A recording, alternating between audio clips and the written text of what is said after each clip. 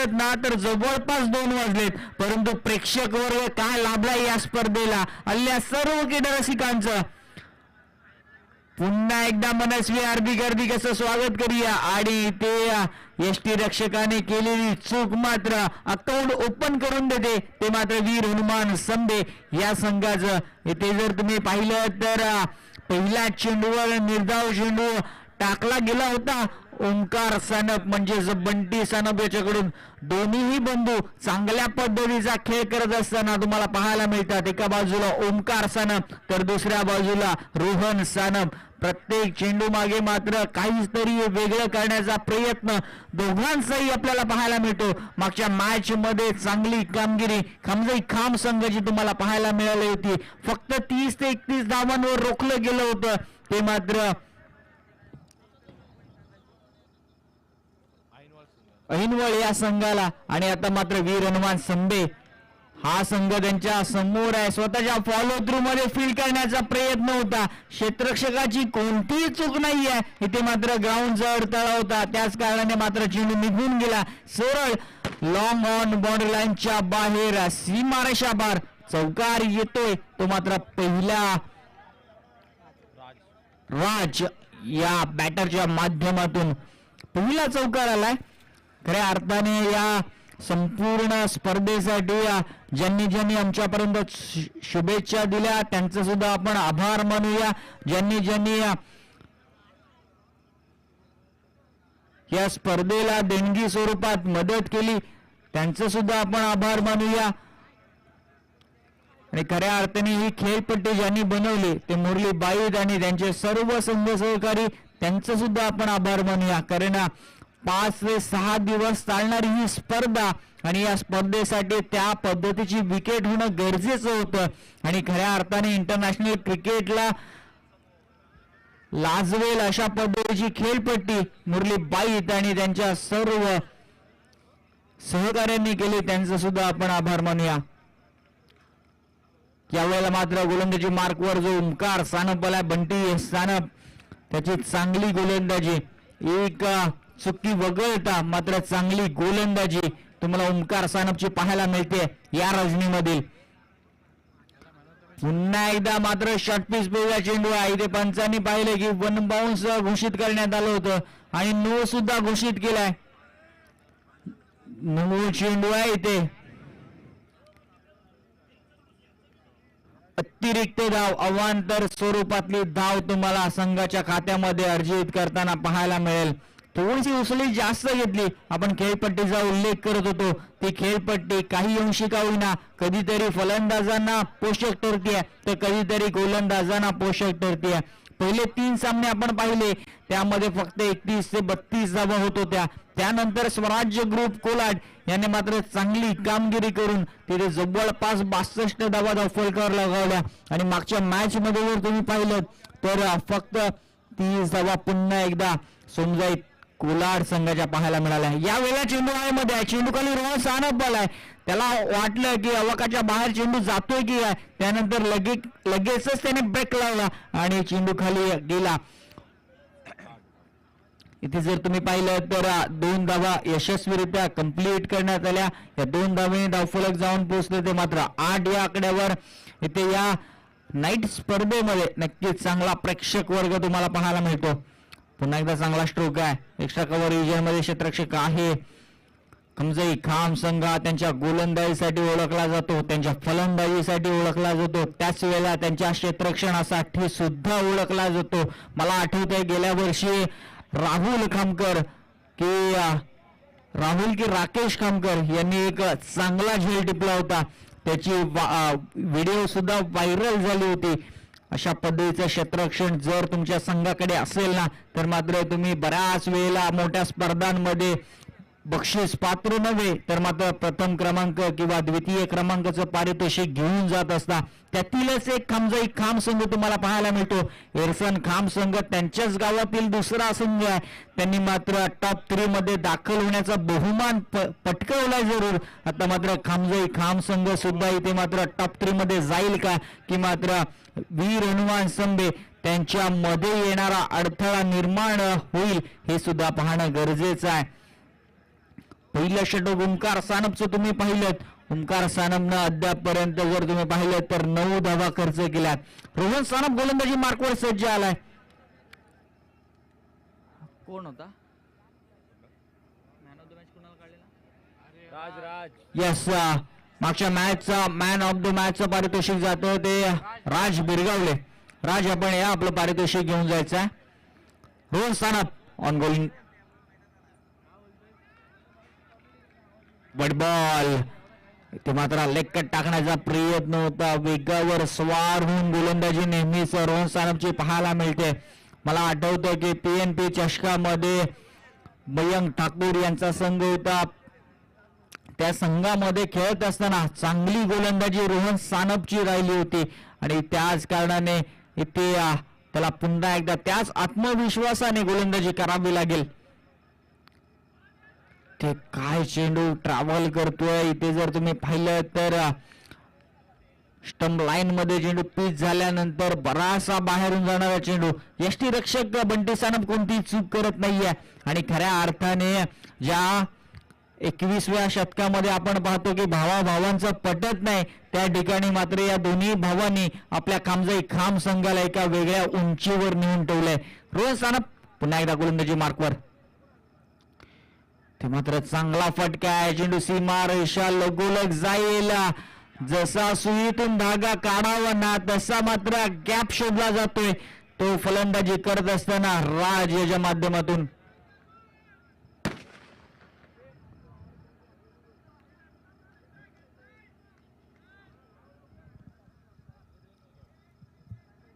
इथे असं म्हटलं जातं की attack is the best defence. Rohan सानपवर जर तुम्ही अटॅक केला तर काही अंशी का होईना तुम्ही हे बॅटल जिंकू शकाल.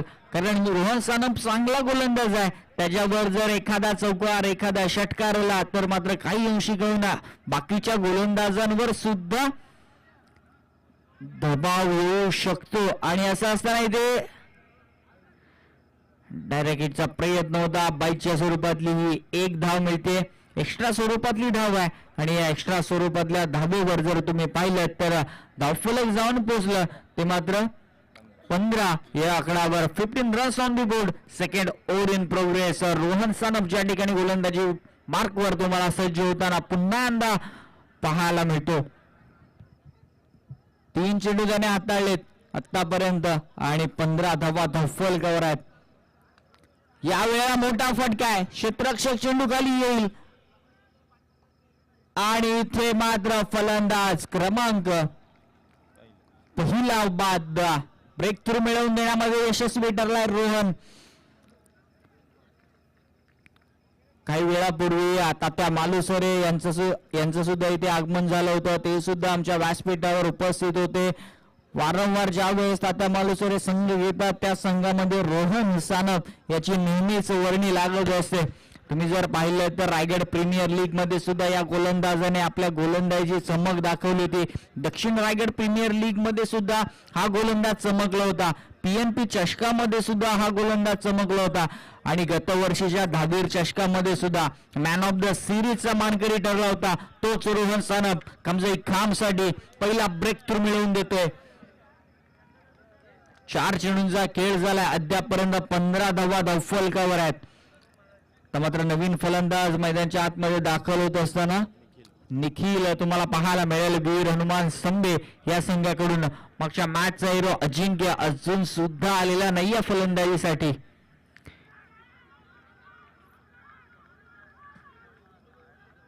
ते मात्र पंचांवर थोडासा अपीलच्या माध्यमातून दबाव टाकण्याचा प्रयत्न आहे, परंतु अतिदक्ष पंच कोणताही निर्णय अद्यापपर्यंत दिलेला नाहीये. आता मात्र पंच आमचे विचार विनिमय करतील.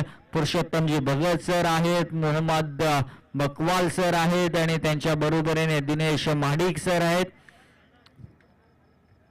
शैलेशजी महाडिक सर आहेत, जे की अलिबागला बिलॉंग करतात. आणि जर तुम्ही पाहिलं तर त्यांच्याकडून विचार विनिमय होतो. त्यानंतर मात्र आमच्यापर्यंत निर्णय येईल. निर्णय आहे निर्धाव चेंडू.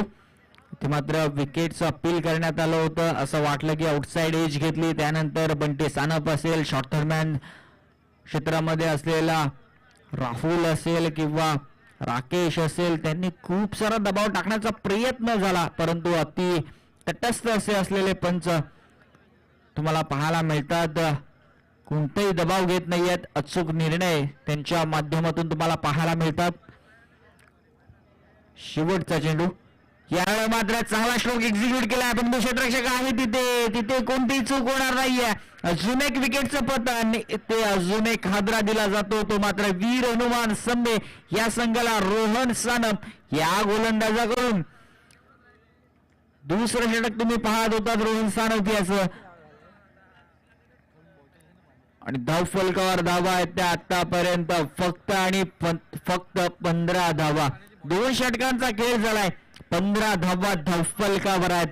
तर मात्र दुसरं षटक तिथे संपुष्टात आल्यानंतर तिसऱ्या षटकासाठी कोणत्या गोलंदाजाला मात्र पाचारण केलं जाईल हे सुद्धा पाहावं लागणार आहे. सुयोग देवकर हा मात्र नवीन फलंदाज तुम्हाला पाहायला मिळतो,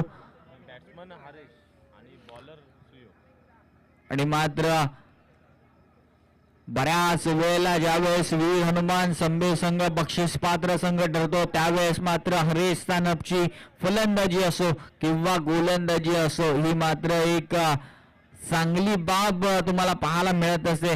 आजच्या या मॅच मध्ये हरेश सानपची खेळी अशा पद्धतीची राहील हे सुद्धा पाहणं तितकंच महत्वाचं आहे. ज्या ठिकाणी सुयोग देवकर गोलंदाजी ट्रॅकवर सज्ज होतोय.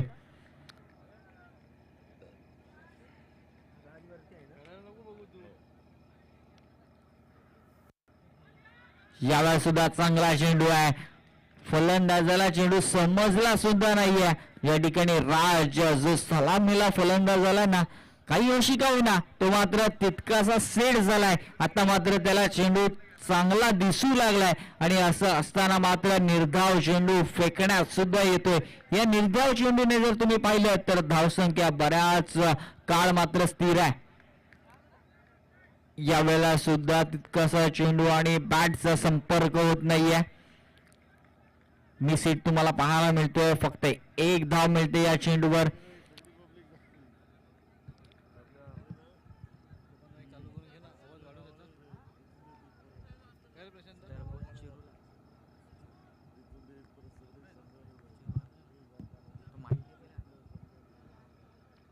सुयोग देवकर पुन्हा गोलंदाजी ट्रॅक वर सज्ज झालाय.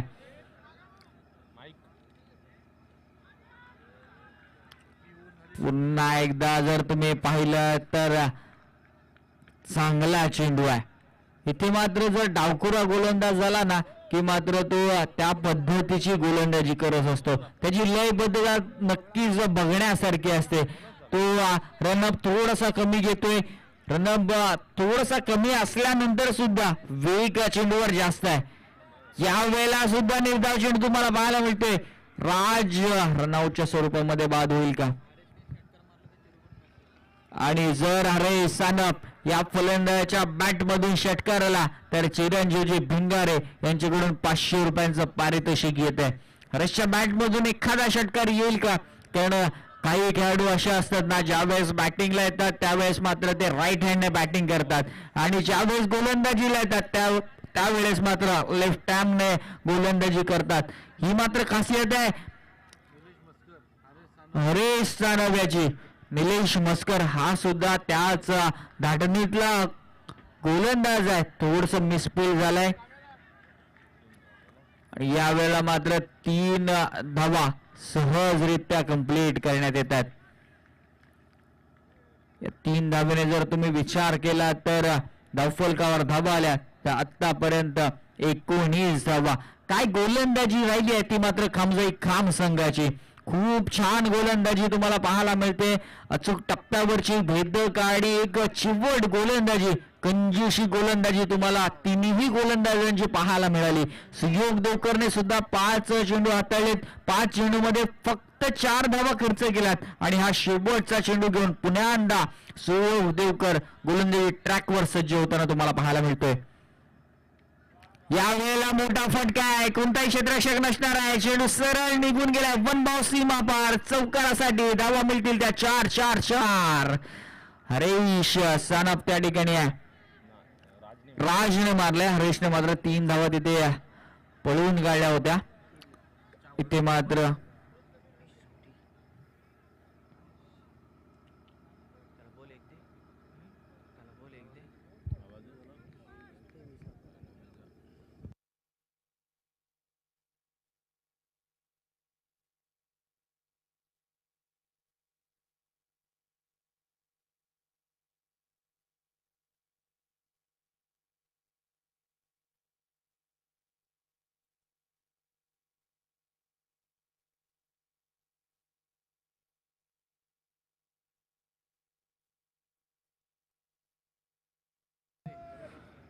तीन षटकांचा खेळ झालाय. 3 षटकानंतर धावा आहेत त्या आतापर्यंत 23 धावा.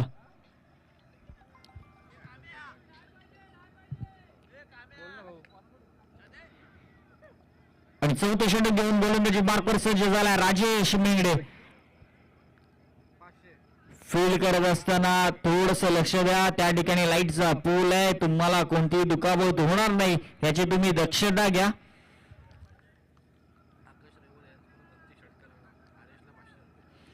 आकाश शेवाळे यांच्याकडून प्रत्येक षटकाराला हरेश सानप याला 500 रुपयांचं पारितोषिक. जर हरेश सानपने 2 ते 3 षटकार मारले ना तर आजचा पर डे सुटू शकतो.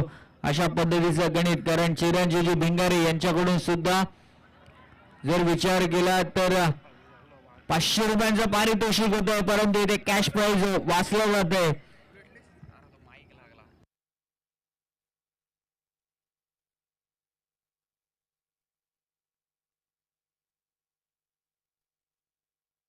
नक्कीच हरेशसाठी पारितोषिक होतं, पण एक चांगला बॉल राजेश मेंगडेच्या मार्फत पाहायला मिळाला. परफेक्ट यॉर्कर पाहायला मिळाला. 3 स्टंपच्या मध्ये आपण पाहिलं तर फलंदाज हरेश सानप भेटला आणि LBWच्या स्वरूपामध्ये मात्र बाद झाला.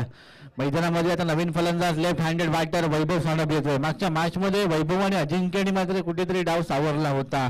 तिथे लो स्कोरिंग मॅच होती. 31 धावांचा पाठलाग करत असताना संभे संघाचे 4 फलंदाज बाद झाले होते. असं वाटलं होतं की शेवटच्या ओव्हरपर्यंत मॅच जाईल आणि मॅचचा रिझल्ट काही लागू शकतो, पण एक चांगला डाव सावरलं होतं. आता इथे आपण विचार केला तर या इनिंगमधील शेवटचे 4 चेंडूंचा खेळ येणं बाकी आहे. 4 चेंडूमध्ये जास्तीत जास्त धावा बनवाव्या लागतील वैभवला, कारण की संभे संघाची धावसंख्या आपण जर पाहिली तर अद्यापपर्यंत किती स्कोर झालाय?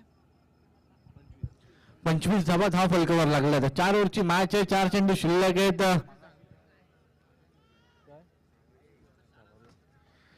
4 बॉलमध्ये कितपत धावा बनवण्याचा मानस आणि धाडस इथून मात्र संभे संघाचे फलंदाज वैभव आणि राज मात्र करतील, कारण की ज्या प्रकारे गोलंदाजी आपण म्हणूया की खाम संघाने केली आहे.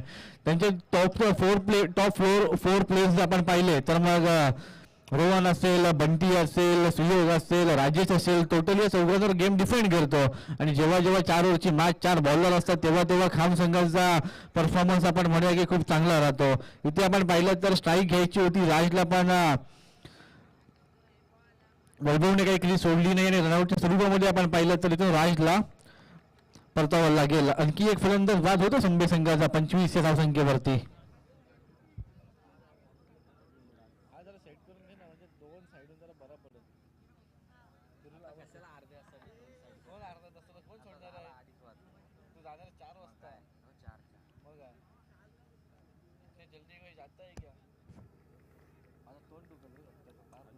लेट नाही यायचा, लवकर यायचा. कोण लेट आलाय? मग काय फास्टला तिथं होतो चौथ्या इनिंगला. कोण झालं नवीन बॅटर?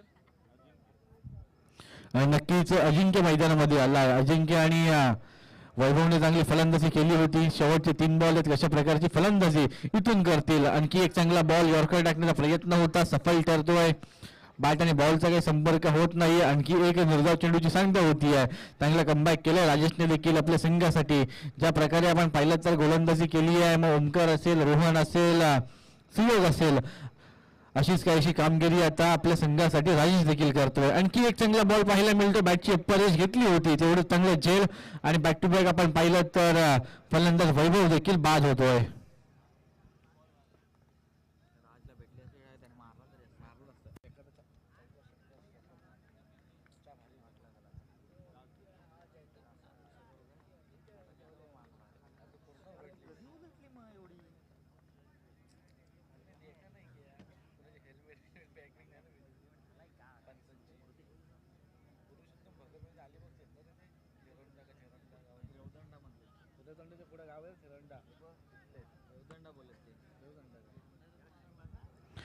नक्कीच नवीन फलंदाज मैदानामध्ये आपल्याला पुन्हा एकदा पाहायला मिळतोय.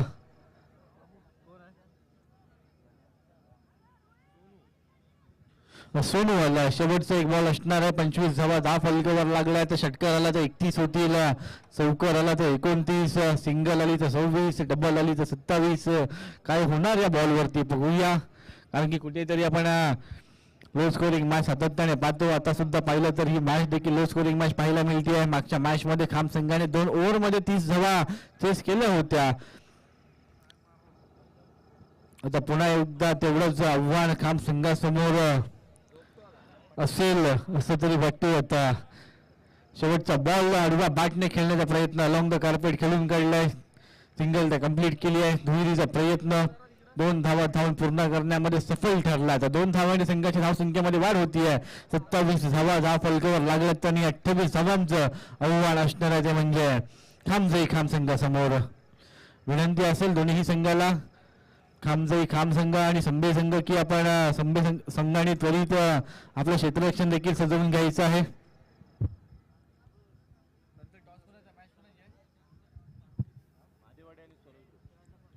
विनंती असेल श्रीराम महादेवाडी वर्सेस आणि स्वराज ग्रुप कोलाड संघ, दोन्ही संघाच्या कर्णधारांनी टॉससाठी टॉस बॉक्स मध्ये यायचं आहे.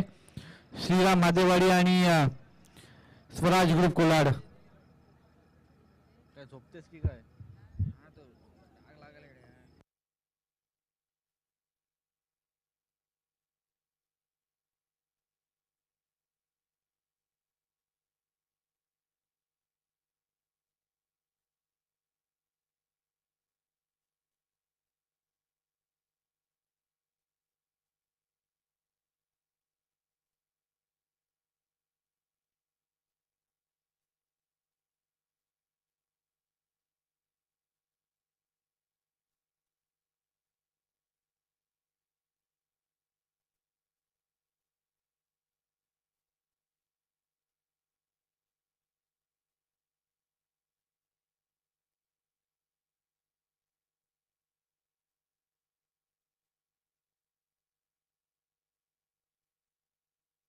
स्वराज ग्रुप कोलाड संघाचा कर्णधार कल्पेश लोखंडे, कुठे असाल तर टॉस साठी यायचं आहे.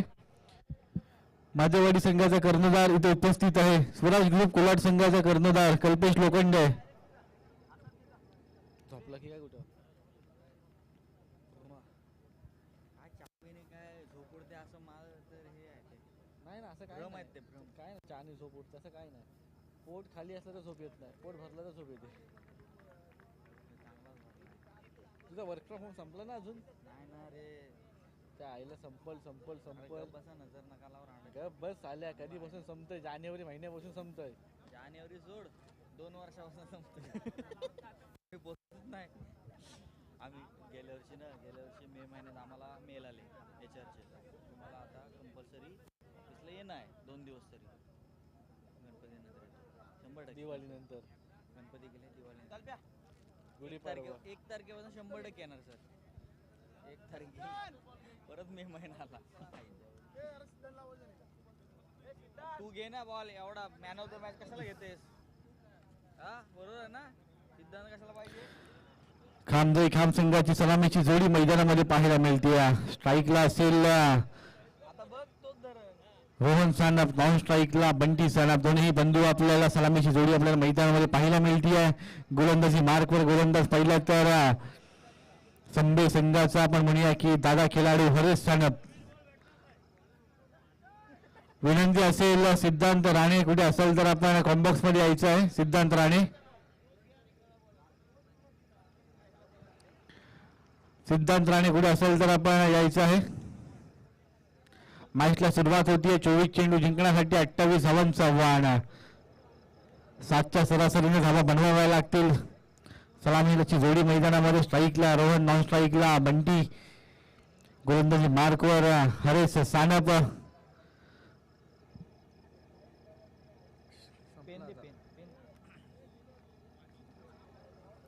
हरेचा पहिला चेंडू आपण पाहिलं तर रोहन साठी होता. अलॉंग द कार्पेट चांगला स्ट्रोक एक्झिक्यूट केलाय. ग्राउंड शॉट पाहायला मिळतोय. एक सिंगल रन कंप्लीट केली आहे. स्ट्राईक रोटेट केली आहे. चांगलं थ्रो आपल्याला पाहायला मिळालं.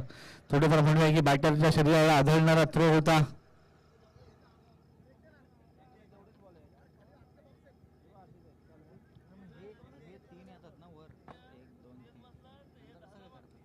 आता तिसं आहेत ना, काल एक काढले 4 ओके धाटावाले ना त्यांचे इथं.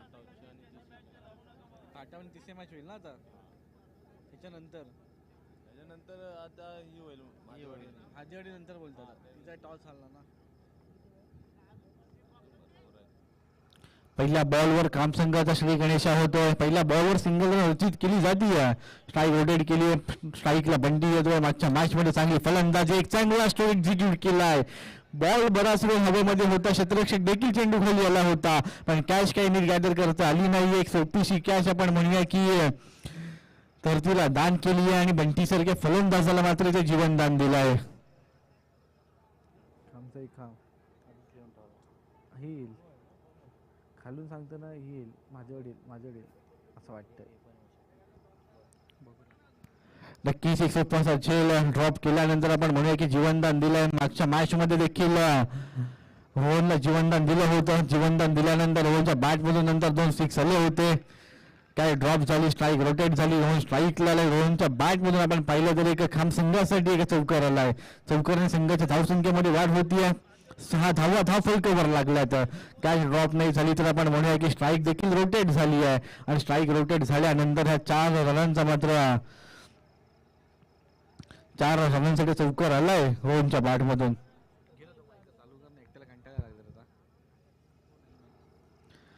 शतकातील पुढील बॉल, चौथा बॉल आपण पाहिलं तर यॉर्कर टाकण्याचा प्रयत्न सक्सेसफुल ठरलाय. एका डॉट बॉलची संख्या होतीये.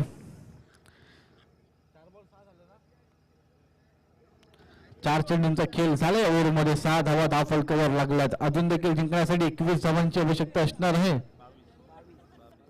22 धावांची आवश्यकता असणार आहे खाम संघासाठी.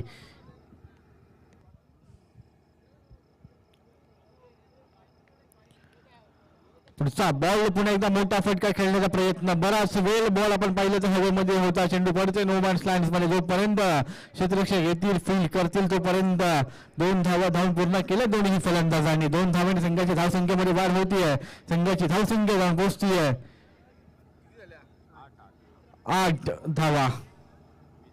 हॅलो 8 धावा धाव फलकावर आहेत. खाम संघ फलंदाजी करतोय. शेवटचा एक चेंडू हरेश सानपचा रोहनसाठी. मात्र हलक्या हाताने स्टिअर केला, स्लाइस केले चेंडूला 1 धावेसाठी. षटक क्रमांक इथं पहिलं संपलं हरेश सानप याचं. 18 चेंडू मध्ये 19 धावांची गरज आहे. टॉसचा कॉल होतोय.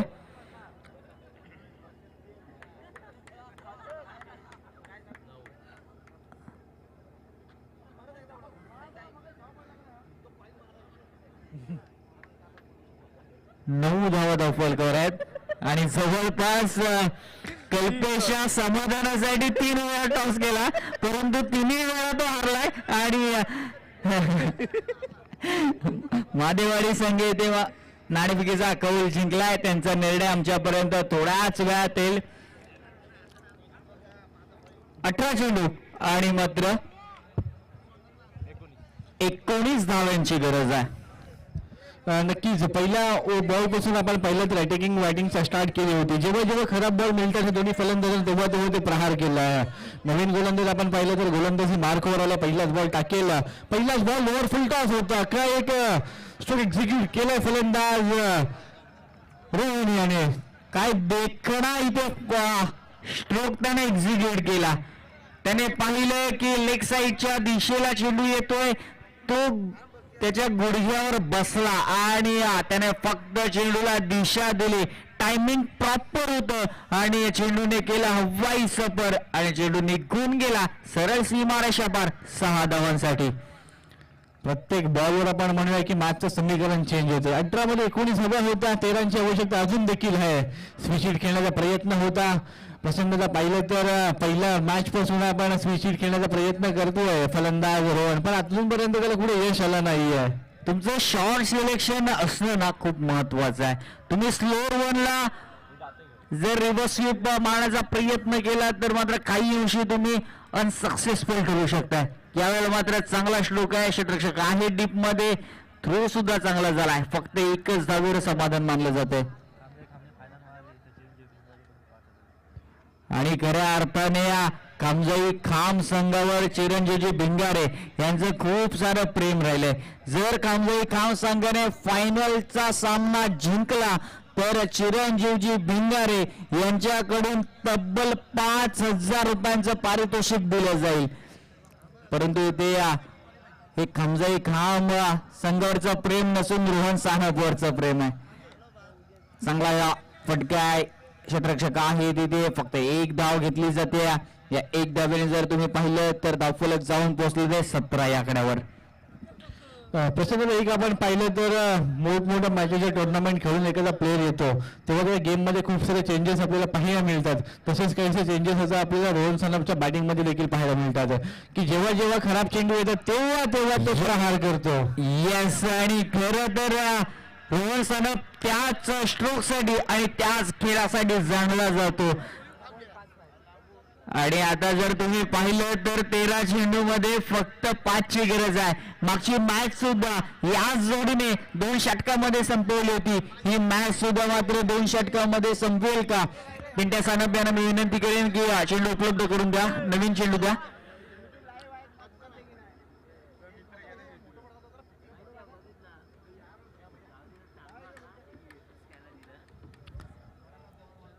दुसऱ्या षटकातील शेवटचा एक चेंडू येणं बाकी आहे आणि या कामजाई खाम संघाला विजयासाठी तब्बल फक्त 5 धावांची गरज आहे.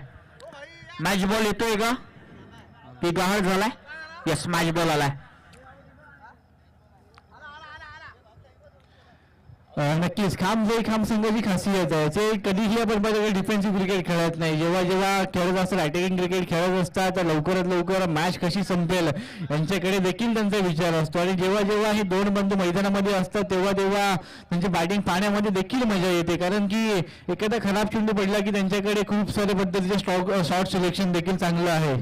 ज्यावेळेस 2 बंधू मैदानाच्या आतमध्ये फलंदाजी करतात ना त्यावेळेस त्यांना माहित असतं की प्रत्येकाला प्रोत्साहन द्यायचं आहे. जर बंटी सानप थोडासा अनसक्सेसफुल ठरत असेल ना तर लगेचच रोहन सानप त्याच्याजवळ येतो, त्याला काहीशी कान मंत्र देतो, त्याला काहीशा टिप्स देतो आणि त्यानंतर बंटी सानप चांगली फलंदाजी करतो. जर रोहन सानप थोडासा अनसक्सेसफुल होत असेल ना तर बंटी सानप छोटा भाऊ आहे, परंतु तो सुद्धा त्याच्याकडे जाऊन त्याला सुद्धा टिप्स देतो. ही तर खरं क्रिकेटची गंमत आहे. दोन्ही भाव नक्कीच एकमेकांना साथ देत असताना आता मात्र फक्त 5 ची गरज आहे. 2.2 लास्ट बोललेला बघ 100% 2.1 नाही 2.2. पहिला चेंडू मात्र इथे निर्धाव स्वरूपाचा आलाय. गोलंदाजी मार्कवर ज्या ठिकाणी सुदेश गोलंदाजी मार्कवर आलाय वीर हनुमान संबे या संघाकडून. आता जर आपण पाहिलं तर 11 चेंडू 5 ची गरज आहे. चांगला स्ट्रोक एक्झिक्यूट केलाय ते मात्र रिव्हर्स स्वीपचा फटका फक्त 1 धाव्यांसाठीचा.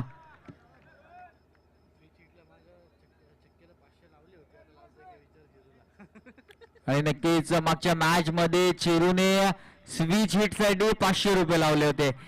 या मॅच मध्ये लावलेली का चिरू हे सुद्धा पाहणं गरजेचं आहे. यस, 500चं पारितोषिक आलंय. परंतु मागच्या मॅच मध्ये सुद्धा रोहनने ट्राय केलं होतं, अनसक्सेसफुल ठरला. या मॅच मध्ये सुद्धा तो मगाशी ट्राय करत होता, अनसक्सेसफुल ठरलाय. या मॅच मध्ये सक्सेसफुल ठरेल का? 500 रुपयांचं पारितोषिक त्याच्या नावे जाईल का हे सुद्धा पाहणं गरजेचं. मागच्या मॅच मध्ये ट्राय केलं होतं पण चौकार आला होता, षटकार यायचं बाकी आहे. आणि इथे मात्र स्वतःचा त्रिफळा उद्ध्वस्त करून घेतला तो मात्र बंटी सानपने. लवकर मॅच फिनिश करण्याच्या नादामध्ये मात्र फलंदाज Bunty Sanap back to the pavilion तुम्हाला जाताना पाहायला मिळेल. नवीन फलंदाज मैदानाच्या आतमध्ये दाखल होत असताना तुम्हाला पाहायला मिळेल राजेश मेंगडे.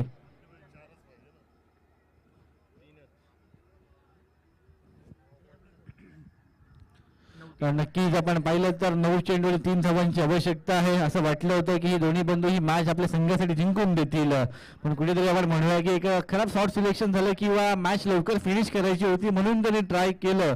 कारण की जर विकेट जात नाही तर आपण म्हणूया की रेकॉर्डच झालं असं की आजचा दिवस खामदे खाम संघाचा असेल तर हे दोन बंधू मला वाटतं नॉटआउटच डगआउट्स मध्ये गेले असते मॅच विन करून. राजेश मेंगडे येतोय, त्याला बॅटिंगसाठी चान्स भेटलाय. कशा प्रकारची फलंदाजी तो देखील करेल, कारण की 9 चेंडूवर 3 धावांची आवश्यकता आहे. एखादा स्विच हिट वगैरे ट्राय राजेश मेंगडे करणार का? पहिला बॉल आपण पाहिला तर पुढे टाकण्याचा प्रयत्न होता, पायामध्ये टाकला होता, सिंगल कंप्लीट केली आहे, 2 धावा पूर्ण केल्या. तर जो पारितोषिक आपण म्हणूयात की रोहनसाठी लावलं होतं तो कुठेतरी आता दूर जातोय की काय, कारण की 1 धावांची आवश्यकता आहे. 8 चेंडूंचा खेळ येणं बाकी आहे. मॅच पूर्णपणे आपण म्हणूया की खाम संघ एक हाती जिंकतोय. खऱ्या अर्थाने या नॉकआउटच्या मॅचात आणि मात्र या षटकाराने खाम संघ इथे मात्र क्वालिफायच्या मॅच मध्ये दाखल होणारा दुसरा संघ ठरतोय.